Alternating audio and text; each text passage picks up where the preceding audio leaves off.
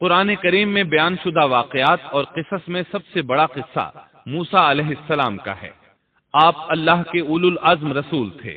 آپ کا قصہ قرآن کریم کی 73 سورتوں میں جا بجا پھیلا ہوا ہے۔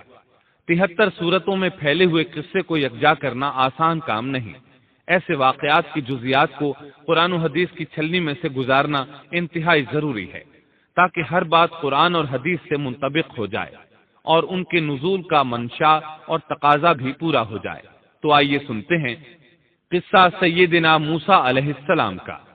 اللہ تعالی سورۃ القصص آیت 1 تا 3 میں فرماتے ہیں، بسم اللہ الرحمن الرحیم طاسین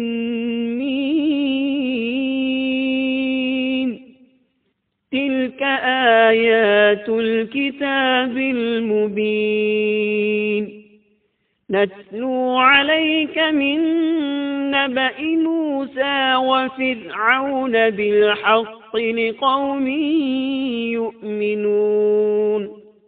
شروع اللہ کے نام سے جو بڑا مہربان نہایت رحم والا ہے۔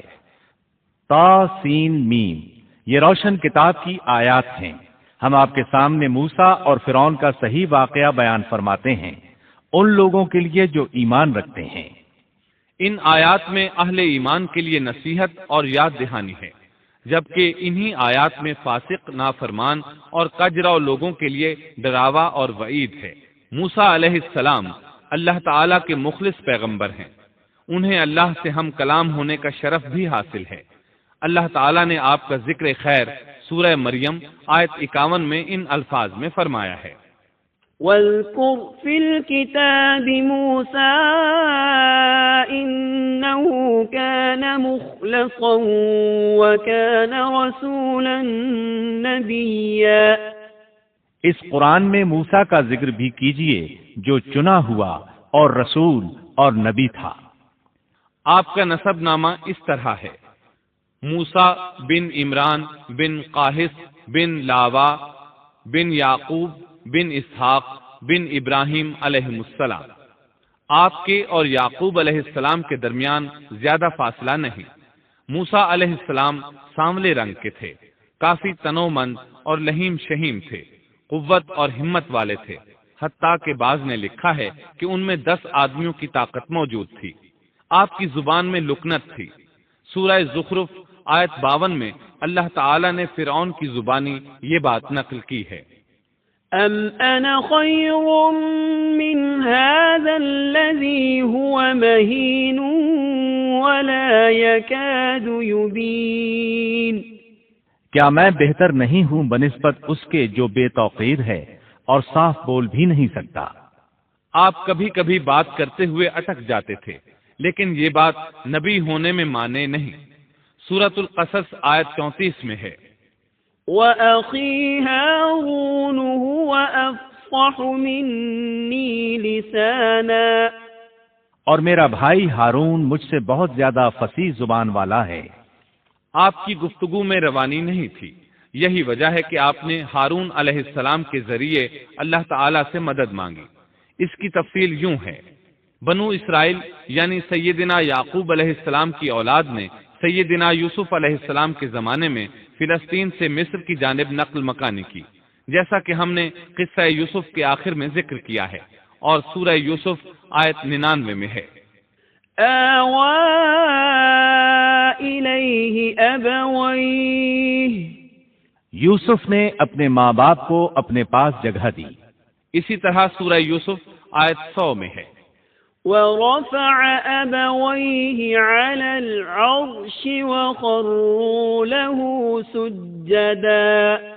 اور اس نے اپنے تخت پر اپنے ماں باپ کو اونچا بٹھایا اور سب اس کے سامنے سجدے میں گر گئے۔ سیدنا یعقوب علیہ السلام، ان کی بیوی اور ان کے صاحبزادے سب کے سب ہجرت کر کے یوسف علیہ السلام کے پاس مصر پہنچ گئے۔ یوسف علیہ السلام مصر کے حاکم تھے، پھر سب وہیں رہائش پذیر ہو گئے۔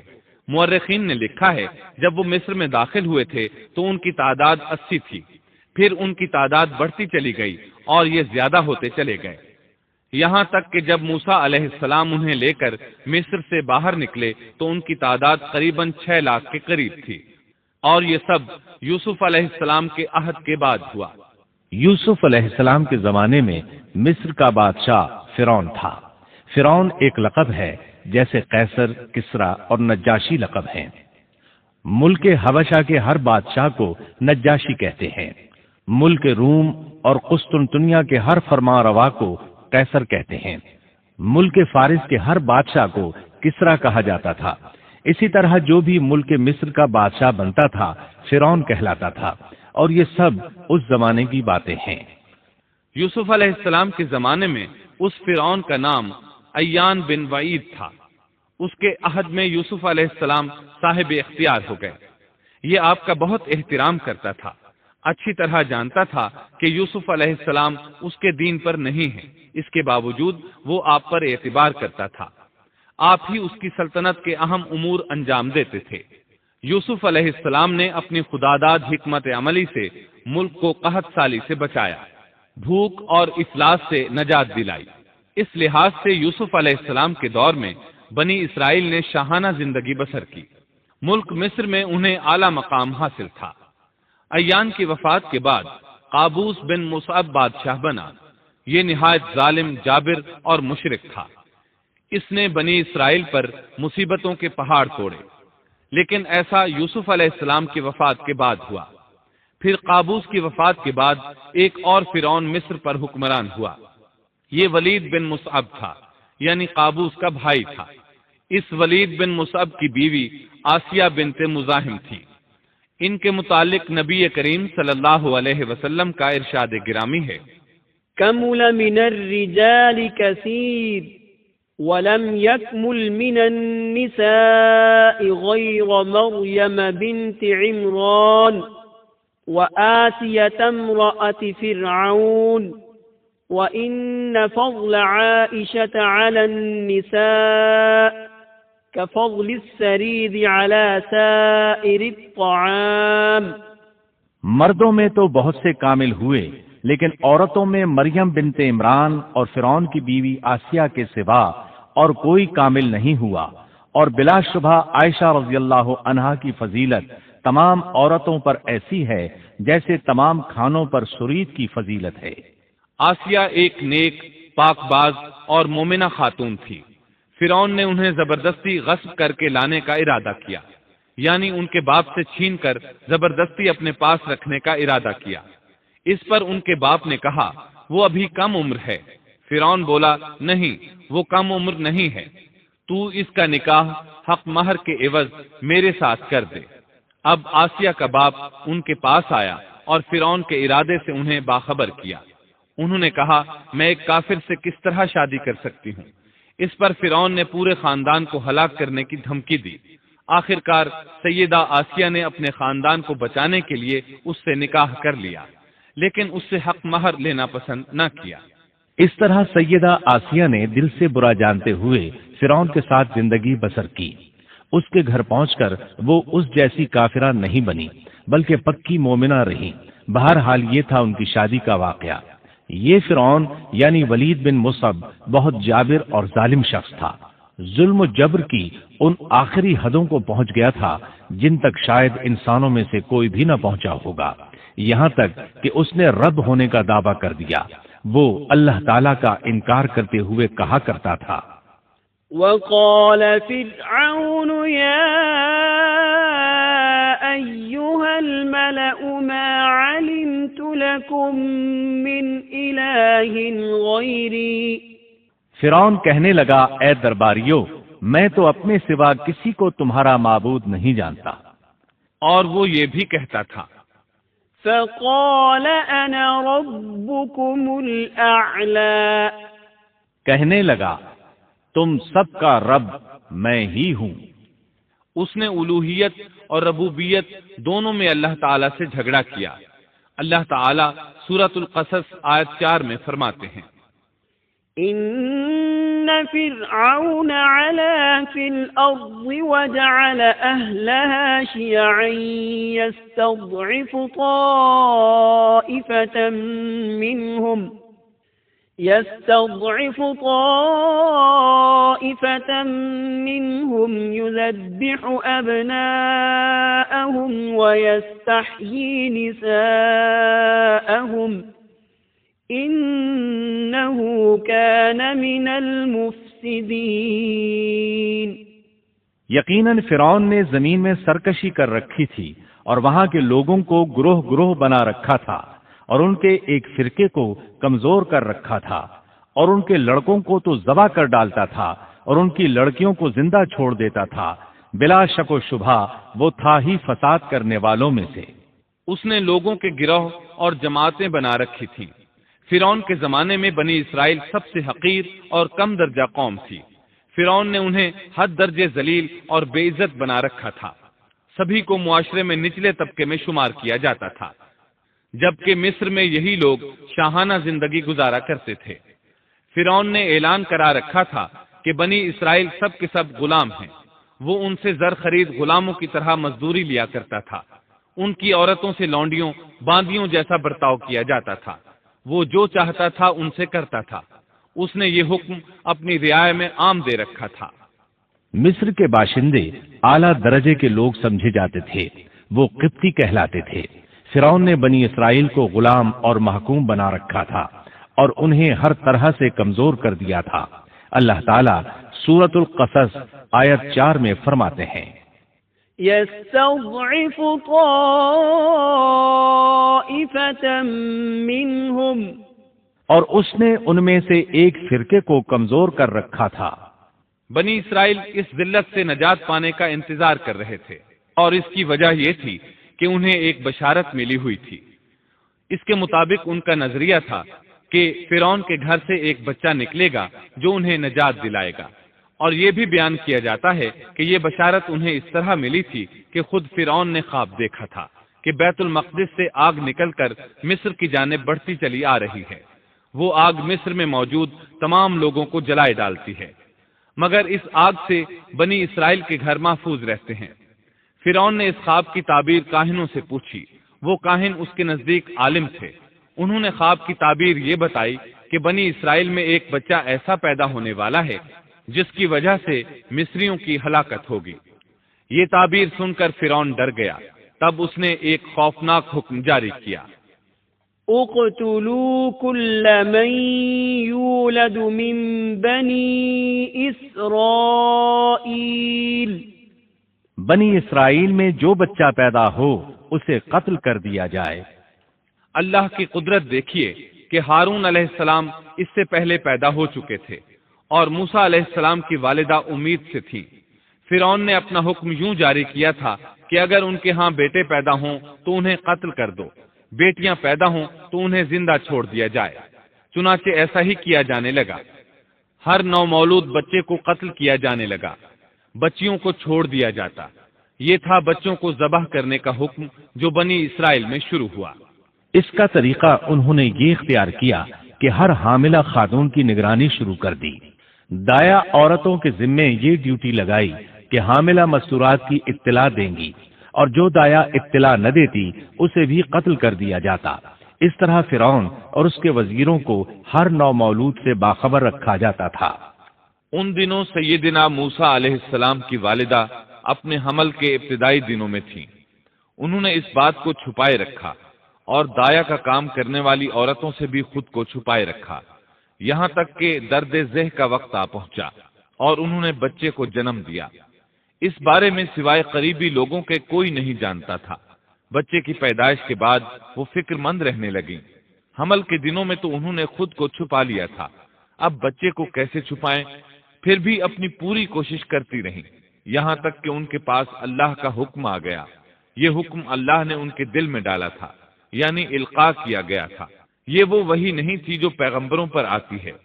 سورۃ القصص آیت 7 میں ہے، وَأَوْحَيْنَا إِلَىٰ أُمِّ مُوسَىٰ أَنْ أَرْضِعِيهِ فَإِذَا خِفْتِ عَلَيْهِ فَأَلْقِيهِ فِي الْيَمِّ وَلَا تَخَافِي وَلَا تَحْزَنِي إنا رادوه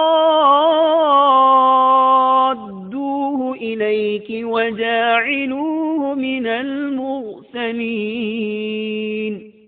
اور ہم نے موسیٰ کی ماں کو وحی کی کہ اسے دودھ پلاتی رہ، اور جب تجھے اس کی نسبت کوئی خوف معلوم ہو تو اسے دریا میں بہا دینا، اور کوئی ڈر خوف یا رنج غم نہ کرنا، ہم یقیناً اسے تیری طرف لوٹانے والے ہیں اور اسے اپنے پیغمبروں میں بنانے والے ہیں۔ مطلب یہ تھا کہ جب تفتیش اور تحقیق شروع ہو یا خطرات بڑھ جائیں تو اسے دریا میں ڈال دیں۔ امام اسمعی رحمت اللہ علیہ نے ایک بچی کو چند اشعار گنگناتے سنا تو کہنے لگے ان اشعار میں کتنی فصاحت ہے۔ اس بچی نے ان کی بات سن کر کہا اللہ تعالیٰ کے اس فرمان کے بعد کوئی فصاحت باقی نہیں رہ گئی۔ وَأَوْحَيْنَا إِلَىٰ أُمِّ مُوسَىٰ أَنْ أَرْضِعِيهِ فَإِذَا خِفْتِ عَلَيْهِ فَأَلْقِيهِ فِي الْيَمِّ وَلَا تَخَافِي وَلَا تَحْزَنِي إِنَّا رَادُّوهُ إِلَيْكِ وَجَاعِلُوهُ مِنَ الْمُرْسَلِينَ۔ اس آیت مبارکہ میں بیک وقت دو خبریں، دو احکام، دو حکم امتناعی اور دو بشارتیں ہیں، یعنی ہم نے موسیٰ کی ماں کو وحی کی کہ اسے دودھ پلاتی رہے، یہ دو خبریں ہیں، اور جب تجھے خوف محسوس ہو تو اسے دریا میں بہا دے، یہ دو حکم ہیں، کوئی خوف نہ کھا اور کوئی غم نہ کر، یہ دو امتناعی حکم ہیں۔ ہم یقیناً اسے تیری طرف لوٹانے والے ہیں اور اسے اپنے پیغمبروں میں سے ایک پیغمبر بنانے والے ہیں، یہ دو بشارتیں ہیں۔ اور پھر واقعی تلاش شروع ہو گئی، بنی اسرائیل پر سختی کی گئی۔ موسیٰ علیہ السلام کی ماں نے اللہ کے حکم کے مطابق بچے کو صندوق میں رکھا اور دریا میں چھوڑ دیا۔ ساتھ ہی موسیٰ علیہ السلام کی بہن سے کہا تو بھی اس کے پیچھے پیچھے چلتی جا۔ چنانچہ وہ دریائے نیل کی موجوں میں چلے اور ان کی بہن کنارے کنارے چلی، اپنے بھائی کی نگرانی کرتی جا رہی ہے کہ دریا میں ڈالنے کے بعد کیا بنتا ہے۔ اللہ تعالیٰ سورۃ القصص آیت 11 میں فرماتے ہیں وقالت لأخته قصيه فبصرت به عن جنب وهم لا يشعرون۔ موسیٰ کی والدہ نے ان کی بہن سے کہا تو اس کے پیچھے پیچھے جا، تو وہ اسے دور ہی دور سے دیکھتی رہی اور فرعونیوں کو اس کا علم بھی نہ ہوا۔ صندوق بہتا ہوا فرعون کے محلات کے قریب آن ٹھہرا۔ محلات دریائے نیل کے کنارے تھے۔ اللہ تعالیٰ سورۃ القصص میں فرماتے ہیں آخر فرعون کے آدمیوں نے صندوق اٹھا لیا، آخرکار یہی بچہ ان کا دشمن ہوا اور ان کے رنج کا باعث بنا۔ اب وہ اس کی بھلائی چاہ رہے ہیں لیکن وہی فرعونیوں کے لیے وبال جان بننے والا تھا۔ اللہ سورۃ القصص آیت 8 میں فرماتے ہیں إن فرعون وهامان وجنودهما كانوا خاطئين۔ کچھ شک نہیں کہ فرعون اور حامان اور ان کے لشکر تھے ہی خطا کار۔ فرعون کی بیوی نے فوراً پہچان لیا کہ یہ بچہ بنی اسرائیل میں سے ہے، چنانچہ اس نے کہا وقالت امرأة فرعون قرة عين لي ولك لا تقتلوه عسى أن ينفعنا أو نتخذه ولدا وهم لا يشعرون۔ اور فرعون کی بیوی نے کہا یہ تو میری اور تیری آنکھوں کی ٹھنڈک ہے، اسے قتل نہ کرو، بہت ممکن ہے یہ ہمیں کوئی فائدہ پہنچائے یا ہم اسے اپنا بیٹا ہی بنا لیں، اور یہ لوگ شعور ہی نہیں رکھتے تھے۔ مطلب یہ کہ اس پورے معاملے میں اللہ تعالیٰ کی تدبیر سے انہیں آگاہی نہیں تھی۔ اس پر فرعون نے کہا یہ صرف تیری آنکھوں کی ٹھنڈک ہے، میری نہیں۔ میں نہیں چاہتا بنی اسرائیل کا کوئی بچہ میری نگرانی میں پلے، لہذا یہ صرف تیری ہی آنکھوں کی ٹھنڈک ہے۔ ابن عباس رضی اللہ عنہما فرماتے ہیں اگر فرعون یہ بات کہہ دیتا کہ یہ میری بھی آنکھوں کی ٹھنڈک ہے تو اللہ تعالیٰ اسے ہدایت دے دیتا، لیکن اس نے یوں کہا یہ صرف تیری آنکھوں کی ٹھنڈک ہے، میری نہیں۔ اور پھر ہوا بھی یہی، موسیٰ علیہ السلام آسیہ کی آنکھوں کی ٹھنڈک بن گئے، فرعون کی آنکھوں کی ٹھنڈک نہ بنے۔ اللہ تعالیٰ سورۃ القصص آیت 10 میں فرماتے ہیں، وَأَصْبَحَ فُؤَادُ أُمِّ مُوسَى فَارِغًا، اور موسیٰ کی والدہ کا دل بے قرار ہو گیا، یعنی اس کا دل موسیٰ علیہ السلام کی یاد کے علاوہ دنیا کی ہر چیز سے خالی ہو گیا۔ ماں کی محبت اور ماں کے دل کا حال ذرا دیکھیے، مصیبت میں اس پر کیا گزرتی ہے۔ وہ مہربانی جو ماں کے دل میں ہوتی ہے، وہ محبت جو صرف اسی دل کا خاصہ ہے، ہم مردوں کی جماعت اس کیفیت کو نہیں جانتی جو مصیبت کے وقت ماں کے دل پر گزرتی ہے۔ چنانچہ اللہ تعالیٰ فرما رہے ہیں، اور موسیٰ کی والدہ کا دل بے قرار ہو گیا، یعنی موسیٰ علیہ السلام کی محبت کے سوا اس دل میں اور کچھ نہ رہا۔ ہر وہ چیز جو اسے دنیا میں پیاری تھی موسیٰ کی محبت پر غالب نہ آ سکی، بس دل میں موسیٰ ہی موسیٰ تھے۔ اللہ تعالیٰ سورۃ القصص آیت 10 میں فرماتے ہیں، إن كادت لتبدي به لولا أن ربطنا على قلبها لتكون من المؤمنين، قریب تھیں کہ اس واقعے کو بالکل ظاہر کر دیتی اگر ہم ان کے دل کو ڈھارس نہ دے دیتے، یہ اس لیے کہ وہ یقین کرنے والوں میں رہے۔ اب دیکھیے اللہ تعالیٰ کے کام، ان کے نور چشم کو کس طرح ان کی طرف واپس لوٹایا۔ بچہ جب محل میں پہنچا تو اس نے دودھ کے لیے رونا شروع کر دیا۔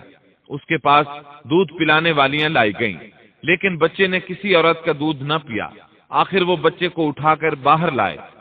اللہ آیت 12 میں فرماتے ہیں، وَحَرَّمْنَا عَلَيْهِ الْمَرَاضِعَ مِن قَبْلُ، اور ان کے پہنچنے سے پہلے ہم نے موسیٰ پر دائیوں کا دودھ حرام کر دیا تھا۔ جو عورت بھی آپ کو دودھ پلانے کی کوشش کرتی ناکام ہو جاتی۔ اب ظاہر ہے یہ رکاوٹ تو اللہ تعالیٰ کی طرف سے تھی، کوئی دودھ پلانے میں کامیاب ہو بھی کیسے سکتی تھی۔ ادھر موسیٰ علیہ السلام کی بہن دور کھڑی یہ سب دیکھ رہی تھی۔ سورۃ القصص آیت 12 میں ہے، فقالت هل أدلكم على أهل بيت يكفلونه لكم وهم له ناصحون، یہ کہنے لگیں کیا میں تمہیں ایسا گھرانہ نہ بتاؤں جو اس بچے کی تمہارے لیے پرورش کرے اور ہوں بھی وہ اس بچے کے خیر خواہ۔ انہوں نے پوچھا، اے بچی تو کیسے جانتی ہے کہ وہ اس بچے کی خیر خواہی کریں گی؟ بچی نے جواب دیا، اس لیے کہ وہ ایک غریب گھرانہ ہے۔ جب انہیں معلوم ہوگا کہ یہ بچہ فرعون کے گھر سے آیا ہے تو انہیں انعام و اکرام ملنے کی امید رہے گی۔ اس گھر میں ایک نیک سیرت خاتون ہے، وہ اس بچے کو بخوشی دودھ پلانا قبول کرے گی۔ انہوں نے کہا چلو ٹھیک ہے۔ چنانچہ آپ کی بہن انہیں گھر لے آئی۔ والدہ محترمہ نے بچے کو دودھ پلایا تو آپ نے فوراً دودھ پینا شروع کر دیا۔ سیدہ آسیہ نے ان کی طرف پیغام بھیجا کہ وہ محل میں آ جائے، اور جب تک بچہ دودھ پیتا رہے وہ اس کے پاس محل ہی میں رہے۔ لیکن موسیٰ علیہ السلام کی ماں نے انکار کر دیا۔ انہوں نے کہا میرے اہل و عیال ہیں، میرے خاوند بھی ہیں، لہٰذا ان کے ہوتے ہوئے میں گھر نہیں چھوڑ سکتی۔ اب چونکہ بچے نے کسی اور کا دودھ پینا قبول نہیں کیا تھا اس لیے وہ خود بچے کو لے کر آتے تھے۔ اس طرح موسیٰ علیہ السلام کی والدہ کا بے حد احترام ہونے لگا۔ فرعون کے ہر کارے تحفے تحائف ان کے گھر لانے لگے۔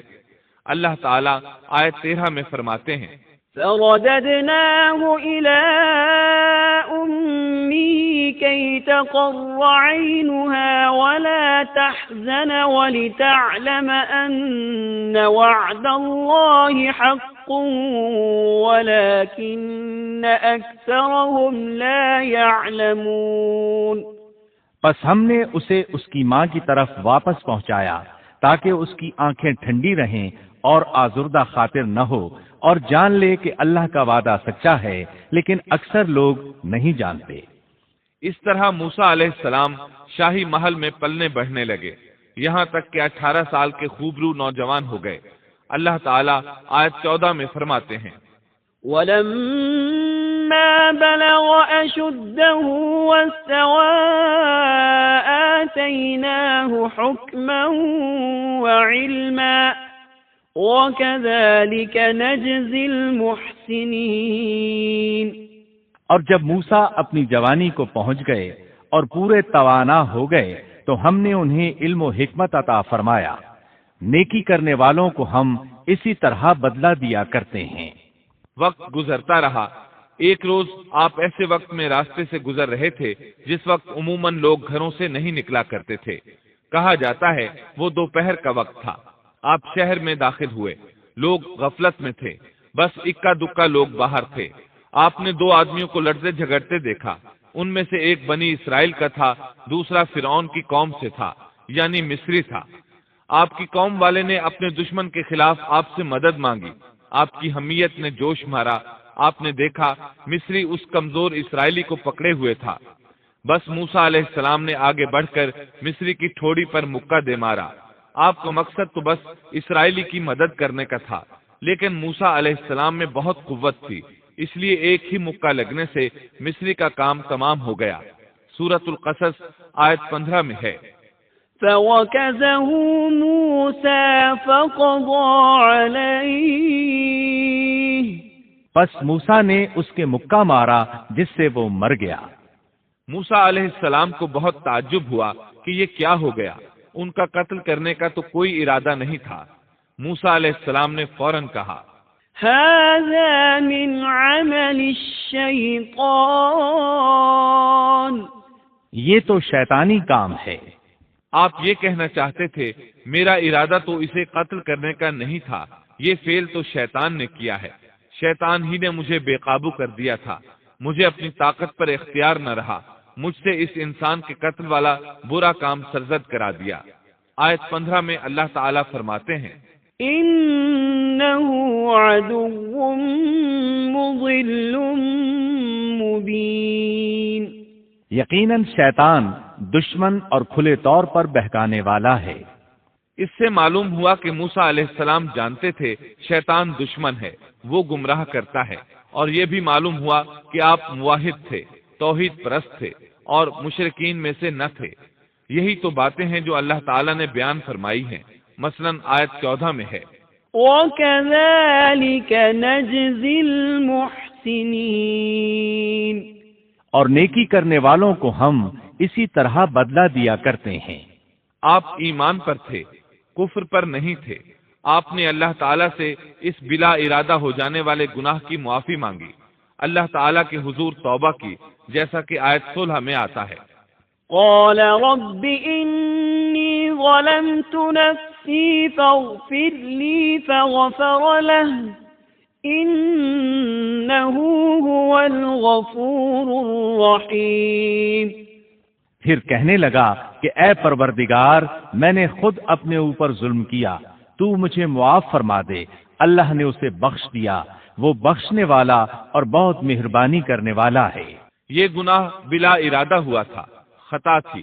پھر آپ نے ان الفاظ میں اللہ سے وعدہ کیا، قال رب بما أنعمت علي فلن أكون ظهيرا للمجرمين۔ کہنے لگا اے میرے رب، جیسے تو نے مجھ پر یہ کرم کیا، میں بھی اب ہرگز کسی گناہگار کا مددگار نہیں بنوں گا۔ آپ کا مطلب یہ تھا کہ باری تعالیٰ آپ نے مجھے معافی دے کر مجھ پر کرم کیا، گویا آپ کو سمجھ آ گئی تھی کہ اللہ تعالیٰ نے ان کی توبہ قبول کر لی ہے، ان پر رحم فرما دیا ہے۔ چنانچہ اب وعدہ کر رہے ہیں کہ کسی گناہگار کی کبھی مدد نہیں کریں گے بلکہ ان کے خلاف رہیں گے۔ تاہم انہیں اس بات کا خدشہ لاحق ہو گیا تھا کہ کہیں انہیں اس مصری کے قتل کے بدلے میں قتل نہ کر دیا جائے، جیسا کہ آیت 18 میں آتا ہے، فأصبح في المدينة خائفا يترقب فإذا الذي استنصره بالأمس يستصرخه قال له موسى إنك لغوي مبين۔ صبح ہی صبح ڈرتے اندیشے کی حالت میں خبریں لینے کے لیے شہر میں گئے۔ اچانک دیکھا کہ وہی شخص جس نے کل ان سے مدد طلب کی تھی ان سے فریاد کر رہا ہے۔ موسیٰ نے اس سے کہا کہ اس میں شک نہیں، تو سری گمراہ ہے۔ مطلب یہ کہ جب وہ شہر پہنچے تو انہوں نے کل جیسا ہی منظر دیکھا، وہی اسرائیلی ایک دوسرے مصری سے لڑ رہا تھا۔ انہیں دیکھ کر اس نے پھر ان سے مدد مانگی۔ تب آپ نے فرمایا تو جھگڑالو آدمی ہے، تاہم آپ آگے بڑھے تاکہ مصری کے مقابلے میں اس کی مدد کریں۔ تب وہ کہنے لگا، قال يا موسى أتريد أن تقتلني كما قتلت نفسا بالأمس؟ وہ کہنے لگا کہ موسیٰ، کیا جس طرح تو نے کل ایک شخص کو قتل کیا ہے مجھے بھی مار ڈالنا چاہتا ہے؟ اس کی اس بات سے موسیٰ علیہ السلام سمجھ گئے کہ کل والی خبر شہر میں پھیل چکی ہے۔ اب انہوں نے خود کو چھپانا چاہا۔ اس وقت آپ کے پاس آل فرعون میں سے ایک مومن آدمی بھاگتا ہوا آیا۔ وہ موسیٰ علیہ السلام سے بہت محبت کرتا تھا۔ اس کا ذکر آیت 20 میں آیا ہے۔ وجاء رجل من أقصى المدينة يسعى قال يا موسى إن الملأ يأتمرون بك ليقتلوك فاخرج إني لك من الناصحين۔ شہر کے پرلے کنارے سے ایک شخص دوڑتا ہوا آیا اور کہنے لگا، موسیٰ، یہاں کے سردار تیرے قتل کا مشورہ کر رہے ہیں، پس تو فوراً چلا جا، مجھے اپنا خیر خواہ مان۔ اس سے پہلے کہ وہ تجھے گرفتار کر لیں، جلدی کر، یہاں سے نکل جا۔ آپ خوف زدہ ہو گئے کیونکہ فرعون تو پہلے ہی آپ سے محبت نہیں کرتا تھا۔ اس نے تو آپ کو سیدہ آسیہ کے کہنے پر محل میں رکھا تھا۔ اس کے علاوہ فرعون کی قوم کے دوسرے سردار بھی یہ بات اچھی طرح جانتے تھے کہ آپ بنی اسرائیل میں سے ہیں۔ وہ آپ سے بغض رکھتے تھے۔ اب تو ان کے ہاتھ موقع آ گیا تھا۔ اس موقع سے فائدہ اٹھاتے ہوئے انہوں نے قتل کا مشورہ کیا تھا۔ چنانچہ موسیٰ علیہ السلام وہاں سے خوف زدہ ہو کر نکل کھڑے ہوئے۔ مصری آپ کی تلاش میں تھے۔ فرعون نے اپنے جاسوس آپ کی تلاش میں بھیج دیے تھے۔ ادھر موسیٰ علیہ السلام اللہ تعالیٰ سے یہ دعا مانگ رہے تھے، رب نجنی من القوم الظالمین۔ اے میرے پروردگار، مجھے ظالموں کے گروہ سے بچا لے۔ اللہ تعالیٰ نے آپ کی دعا قبول فرمائی، آپ کو راستہ بھی دکھایا۔ آپ جنگل کی طرف نکل کھڑے ہوئے۔ آپ کے پاس کھانا تھا نہ پانی، نہ آپ کے پاس سواری کا جانور تھا۔ آپ کو کچھ معلوم نہیں تھا کہ کدھر جا رہے ہیں، بس آپ جنگل میں چلتے رہے۔ آپ مصر سے فلسطین کی طرف جا رہے تھے۔ راستے میں آپ کے جوتے بھی ٹوٹ گئے۔ اب ننگے پاؤں سفر شروع ہوا۔ بھوک لگتی تو درختوں کے پتے کھا لیتے۔ اس طرح آپ مدین پہنچ گئے۔ آپ سن چکے ہیں، مدین اللہ کے نبی شعیب علیہ السلام کی بستی تھی۔ اس وقت شعیب علیہ السلام کافی بوڑھے ہو چکے تھے، اور یہ واقعات شعیب علیہ السلام کی قوم کی تباہی کے بعد کے ہیں۔ آپ مدین کے پانی پر پہنچ گئے۔ بستی کے باہر ان لوگوں کی پانی کی جگہ تھی۔ وہیں وہ لوگ اپنے جانوروں کو پانی پلاتے تھے، اپنے لیے بھی وہیں سے پانی لیتے تھے۔ موسیٰ علیہ السلام نے دیکھا کہ لوگ آ جا رہے ہیں، کسی کے پاس بکری ہے، کسی کے پاس اونٹ ہے۔ انہوں نے حوض بنا رکھے ہیں، وہ کنویں سے پانی نکال کر ان حوضوں میں ڈالتے ہیں۔ مال مویشی کے لیے الگ حوض ہیں اور انسانوں کے لیے الگ حوض ہیں۔ آپ نے وہاں دو ایسی عورتوں کو دیکھا جن کے پاس بکریاں تھیں۔ وہ اپنی بکریوں کو پانی سے دور ایک طرف لیے کھڑی تھیں، ان کو پانی کی طرف جانے سے روکے ہوئے تھیں۔ آیت 23 میں ہے، وَلَمَّا وَرَدَ مَاءَ مَدْيَنَ وَجَدَ عَلَيْهِ أُمَّةً مِّنَ النَّاسِ يَسْقُونَ وَوَجَدَ مِن دُونِهِمُ امْرَأَتَيْنِ تَذُودَانِ۔ مدین کے پانی پر جب آپ پہنچے تو دیکھا کہ لوگوں کی ایک جماعت وہاں پانی پلا رہی ہے، اور دو عورتیں الگ کھڑی اپنے جانوروں کو روکتی ہوئی دیکھیں۔ موسیٰ علیہ السلام کو یہ دیکھ کر حیرت ہوئی کہ سب لوگ تو اپنے جانوروں کو پانی پلا رہے ہیں اور یہ دونوں پیچھے کھڑی ہیں، یہ کیا معاملہ ہے؟ قال ما خطبكما؟ پوچھا کہ تمہارا کیا حال ہے، یعنی تم اپنی بکریوں کو پانی کیوں نہیں پلا رہی؟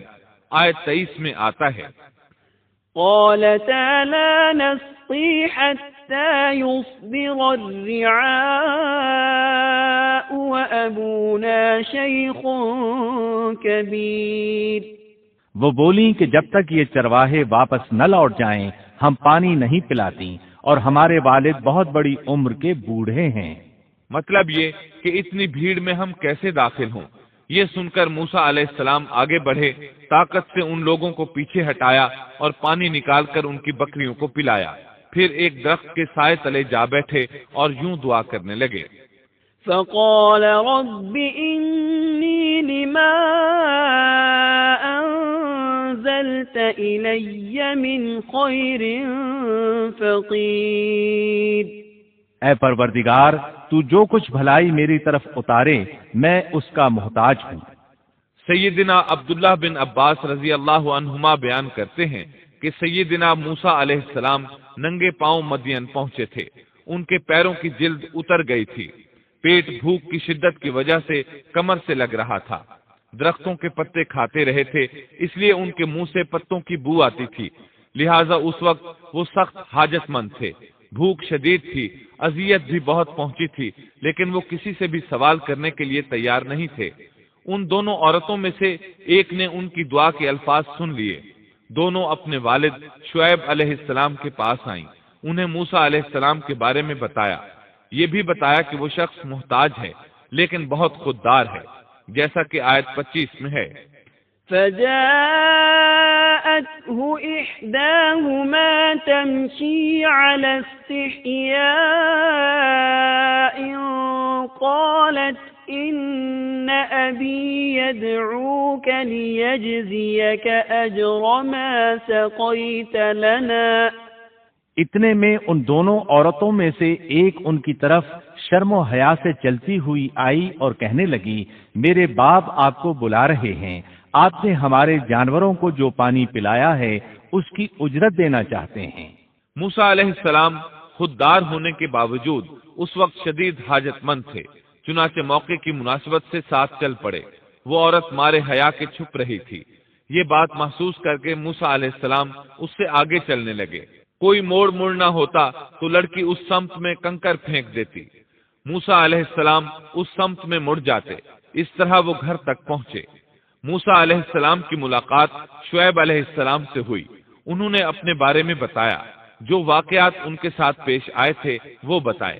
شعیب علیہ السلام نے ان سے فرمایا، قال لا تخف نجوت من القوم الظالمین۔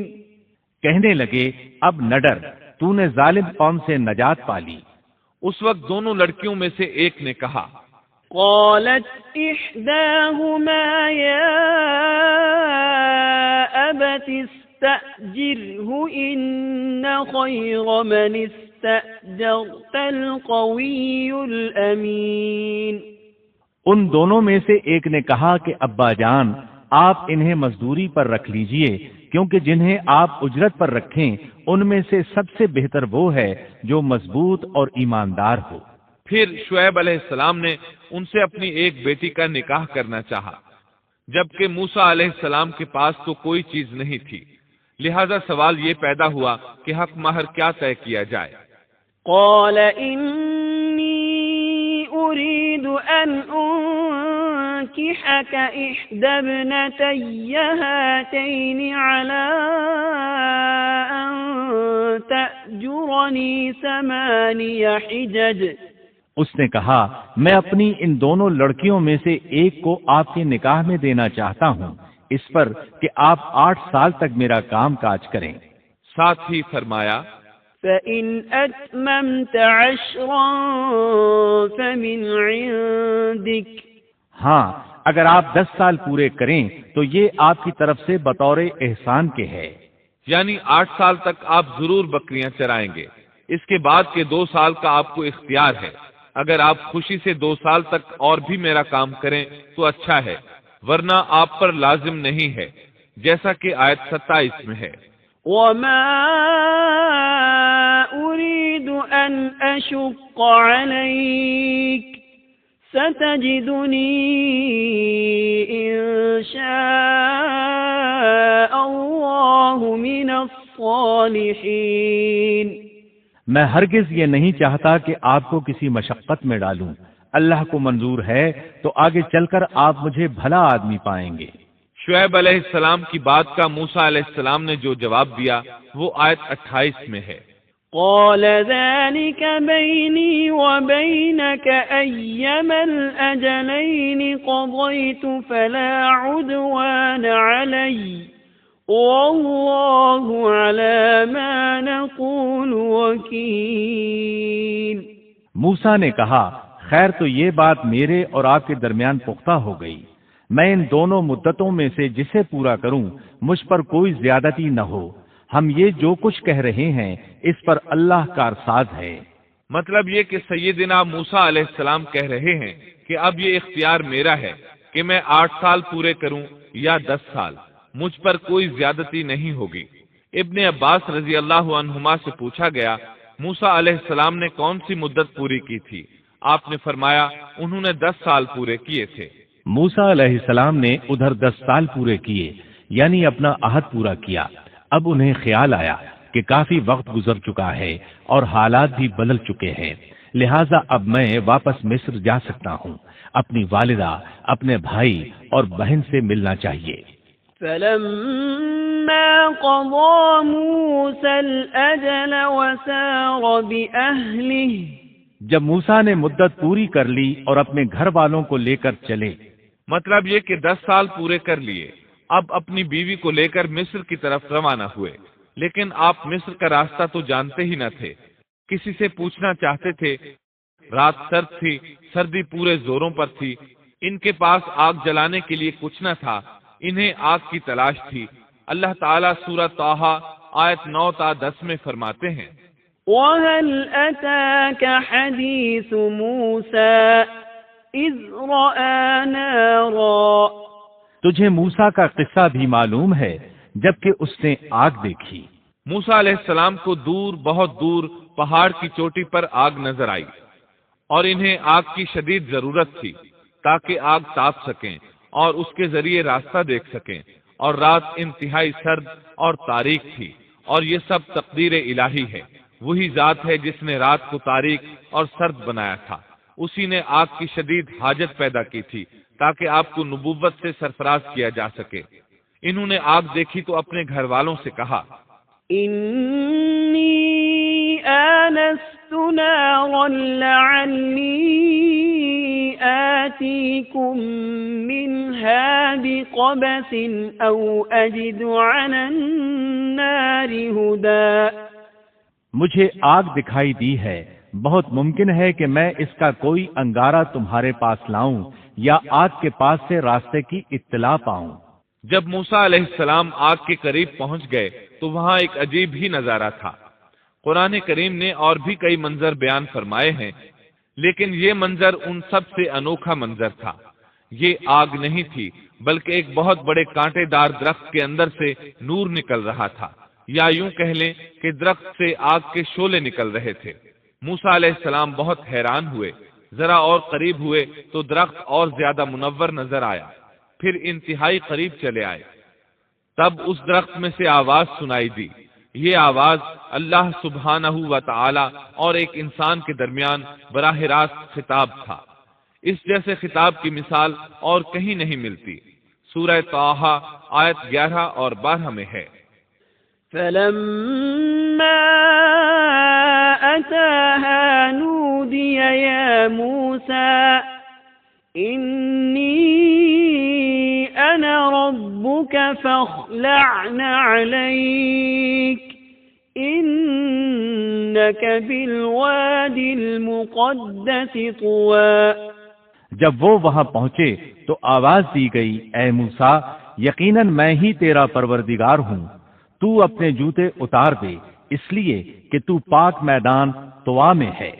سورہ طٰہٰ آیات 13 تا 16 میں اللہ تعالیٰ فرماتے ہیں وَأَنَا اخْتَرْتُكَ فَاسْتَمِعْ لِمَا يُوحَىٰ إِنَّنِي أَنَا اللَّهُ لَا إِلَٰهَ إِلَّا أَنَا فَاعْبُدْنِي وَأَقِمِ الصَّلَاةَ لِذِكْرِي إِنَّ الساعة آتية أكاد أخفيها لتجزى كل نفس بما تسعى فلا يصدنك عنها من لا يؤمن بها واتبع هواه فتردى۔ اور میں نے تجھے منتخب کر لیا ہے، اب جو وحی کی جائے اسے کان لگا کر سن، بے شک میں ہی اللہ ہوں، میرے سوا کوئی عبادت کے لائق نہیں، بس تو میری ہی عبادت کر اور میری یاد کے لیے نماز قائم رکھ۔ قیامت یقیناً آنے والی ہے جس کو میں پوشیدہ رکھنا چاہتا ہوں تاکہ ہر شخص کو وہ بدلہ دیا جائے جو اس نے کوشش کی ہو، پس اب اس کے یقین سے تجھے کوئی ایسا شخص روک نہ دے جو اس پر ایمان نہ رکھتا ہو اور اپنی خواہش کے پیچھے پڑا ہو، ورنہ تو ہلاک ہو جائے گا۔ قرآن کریم میں یہ مضمون دیگر مقامات پر بھی بیان ہوا ہے۔ سورۃ القصص آیت 30 میں ہے، فلما أتاها نودي من شاطئ الوادي الأيمن في البقعة المباركة من الشجرة أن يا موسى إني أنا الله رب العالمين۔ پس جب وہاں پہنچے تو اس بابرکت زمین کے میدان کے دائیں کنارے کے درخت میں سے آواز دیے گئے کہ اے موسیٰ، یقیناً میں ہی اللہ ہوں، سارے جہانوں کا پروردگار۔ اللہ تعالیٰ نے براہ راست ان سے کلام فرمایا، ان سے خطاب کیا اور اپنی عظمت کو ان کے سامنے ظاہر کیا، پھر پوچھا، وما تلك بيمينك يا موسى۔ اے موسیٰ، تیرے اس دائیں ہاتھ میں کیا ہے؟ اللہ تعالیٰ تو جانتے تھے، لیکن اپنی قدرت دکھانے کے لیے پوچھا۔ موسیٰ علیہ السلام نے جواب دیا، قال هي عصاي أتوكأ عليها وأهش بها على غنمي ولي فيها مآرب أخرى۔ جواب دیا کہ یہ میری لاٹھی ہے، اس پر میں ٹیک لگاتا ہوں اور اس سے میں اپنی بکریوں کے لیے پتے جھاڑ لیا کرتا ہوں، اور بھی اس میں مجھے بہت سے فائدے ہیں۔ اللہ تعالیٰ نے فرمایا، اسے ہاتھ سے نیچے ڈال دے۔ جو ہی موسیٰ علیہ السلام نے لاٹھی نیچے گرائی، وہ سانپ بن کر دوڑنے لگا۔ سورۃ القصص آیت 31 میں یہ ذکر یوں آیا ہے، وأن ألق عصاك فلما رآها تهتز كأنها جان ولا مدبرا۔ اور یہ آواز بھی آئی کہ اپنی لاٹھی ڈال دو، پھر جب اس کو دیکھا کہ وہ سانپ کی طرح پھن پھنا رہی ہے تو پیٹھ پھیر کر واپس ہو گئے، یعنی اس طرح بھاگے کہ پیٹھ پھیر کر نہ دیکھا۔ ایسے میں اللہ تعالیٰ نے آواز دی، يا موسى أقبل ولا تخف إنك من الآمنين۔ اے موسیٰ، آگے آ، ڈر مت، یقیناً تو ہر طرح امن والا ہے۔ اسی طرح سورہ طٰہٰ آیت 21 میں فرمایا، قال خذها ولا تخف سنعيدها سيرتها الأولى۔ فرمایا بے خوف ہو کر اسے پکڑ لے، ہم اسے اسی پہلی سی صورت میں دوبارہ لا دیں گے، یعنی اسے دوبارہ لاٹھی بنا دیں گے۔ موسیٰ علیہ السلام واپس پلٹے، اس کو دم سے پکڑا تو وہ پھر لاٹھی بن گئی۔